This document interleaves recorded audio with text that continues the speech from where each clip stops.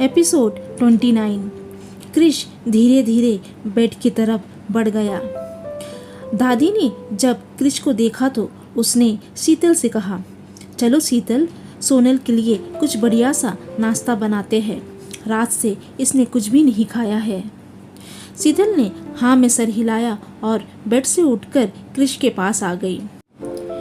शीतल ने क्रिश से कहा, उसका ख्याल रखना और अपना भी। ये कहकर वो बाहर निकल गई। क्रिश सोनल के पास खड़ा हुआ और उसके सामने बेड पर बैठ गया और उसके पैर को देखते हुए बोला, आपको अभी भी दर्द हो रहा है क्या? सोनल ने नहीं में सर हिलाया। उसके दिल में अब क्रिश के लिए पॉजिटिव फीलिंग डेवलप हो रही थी। जब से वो शीतल और दादी की बातों के बारे में सोच रही थी। क्रिश उसे चुप देखकर बोला, क्या हुआ, आप ठीक हो? सोनल ने हाँ में सर हिलाया। क्रिश ने उसके चेहरे पर आ रहे बालों को साइड किया और बोला, अगली बार से आप किसी चीज़ की ज़रूरत पड़े तो मुझे बता देना। सुबह की तरह अकेले ही बहादुर बनने की ज़रूरत नहीं है। सोनल ने ये सुनकर मुंह बनाने लगी। वो कुछ देर उसे देखती रही। उसकी आंखों में आज कुछ अलग ही चमक दिखाई दे रही थी। उसके होठों पर छोटी सी मुस्कान आ गई। क्रिश उसे अकेले मुस्कुराता देख अपनी भौहें सिकुड़कर उसे देखने लगा और उसने कहा, आपको क्या हुआ? किस बात पर इतना मुस्कुराया जा रहा है? उसका सवाल सुनकर सोनल ने नहीं में सर हिलाया।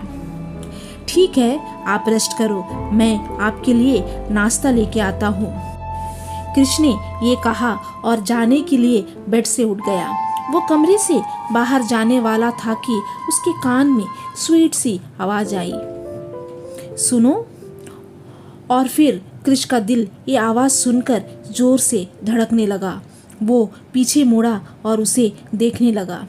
सोनल अपने बाल को कान के पीछे करते हुए बोली, हमें सबके साथ नाश्ता करना है, अकेले नहीं खाना। सोनल की बात सुनकर क्रिश ने अजीब सा मुंह बनाया। उसने कहा, मैम, आपने वक्त देखा है? सुबह के 10 बज रहे हैं और अब तक सब खा चुके हैं नाश्ता। सोनल ने ये सुना और अपना सर हिलाते हुए बोली, क्या आपने कर लिया नाश्ता? क्रिश उसकी बात पर कुछ नहीं बोला। उसने गहरी सांस ली और बाहर चला गया। सोनल उसे जाते देखकर मुंह बनाने लगी। उसने मन में कहा, राक्षस कहीं के। कुछ देर बाद क्रिश अपने हाथ में खाने की ट्रे लेकर आया। वो सोनल के पास आकर बैठ गया। उसने ट्रे को सोनल के सामने बेड पर रखा और उसे खिलाने के लिए चम्मच आगे बढ़ा दिया। सोनल फिर से मुंह बनाने लगी। क्रिश उसे ऐसे करते देखकर बोला, अब क्या हुआ है मैडम, आपको नाश्ता करना था ना? सोनल ने उसी तरह मुंह बनाते हुए बोली, हमें सूप नहीं पीना। क्रिश उसके बात पर अपनी भौहें सिकुड़ते हुए बोला, तो आपको क्या खाना है? सोनल चहकते हुए बोली, हमें आलू की सब्जी और पूरी खानी है। क्रिश सोनल को देखते हुए बोला, मैम, आपको ऑयली फूड खाना मना है, प्लीज़ आप खा लीजिए। सोनल फिर से मुंह बनाने लगी। क्रिश को अब समझ में नहीं आ रहा था कि क्या करे। उसने एक गहरी सांस ली और बोला, ओके, मैं आंटी से कह देता हूँ कि आपके लिए पूरी और आलू की सब्जी बना दे।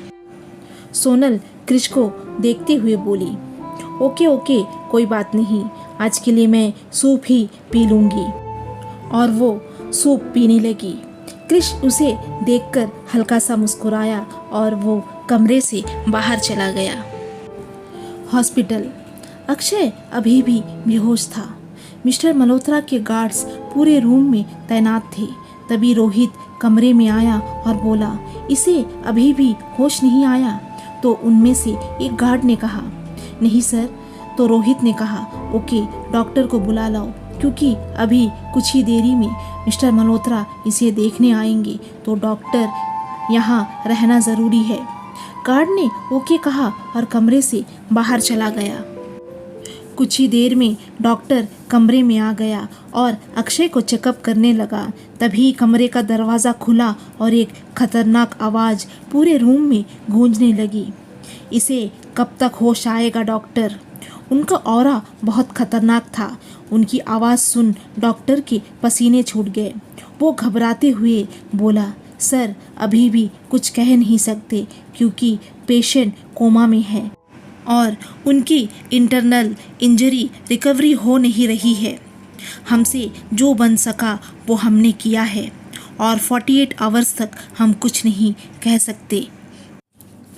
मिस्टर मल्होत्रा ने गुस्से से डॉक्टर को देखा और उसके करीब जाते हुए बोला, मुझे कुछ सुनना नहीं है डॉक्टर, मुझे ये कोई भी हाल में ज़िंदा चाहिए और तुम्हें जितना पैसे चाहिए बता दो, मुझे ये ज़िंदा चाहिए कोई भी हाल में। डॉक्टर का तो हालत ख़राब हो गई। उसने घबराते हुए बोला, सर हम अपनी तरफ से पूरी कोशिश कर रहे हैं, आप 48 आवर्स तक रुक जाइए प्लीज़। मिस्टर मल्होत्रा ने गुस्से से डॉक्टर को देखा और बोला, ठीक है मैं 48 आवर्स तक रुक जाता हूँ, लेकिन उसके बाद और नहीं। Now you may go now. Doctor mister Malhotra को अपनी घबराती हुई नज़रों से देखा और कमरे से बाहर चला गया। मिस्टर मल्होत्रा ने गार्ड्स को देखा और बोला, इसकी पल पल की खबर मुझे चाहिए और ध्यान रहे इस कमरे में डॉक्टर के अलावा और कोई आना नहीं चाहिए। गार्ड सब सर झुकाए मिस्टर मल्होत्रा की बात सुन रहे थे। मिस्टर मल्होत्रा पीछे मुड़ा और अक्षय के करीब चला गया। अक्षय वेंटिलेटर में था। मिस्टर मल्होत्रा उसके करीब चला गया और उसे घूरते हुए बोला, कब तक, आखिर कब तक तुम बचोगे मेरे से? बस 48 घंटे है तेरे पास, उसके बाद मैं गिन गिन के बदला लूँगा तेरे से, सोनल के हर एक आंसू का बदला। तुम सोच भी नहीं सकते तेरे साथ मैं क्या करूँगा। ना तुम्हें मौत नसीब होगी ना जिंदगी। और वो अक्षय को बहुत ही बुरी तरीके से घूरने लगा। मानो अगर वो होश में रहता तो मिस्टर मल्होत्रा अक्षय के साथ क्या कर बैठते थे मिस्टर मल्होत्रा को भी नहीं मालूम था। वो उसे बहुत ही बुरी तरीके से घूरने लगा। वो फिर से बोला, बस 48 घंटे है तेरे पास, उसके बाद मैं अक्षय का नामो निशान इस दुनिया से मिटा दूंगा। उसने सोनल को जितनी तकलीफ़ दी है उससे दुगना मैं तकलीफ़ उसे दूंगा। कुछ देर बाद उसने एक गहरी सांस ली और पूरे कमरे को एक बार देखा, फिर कमरे से बाहर चला गया।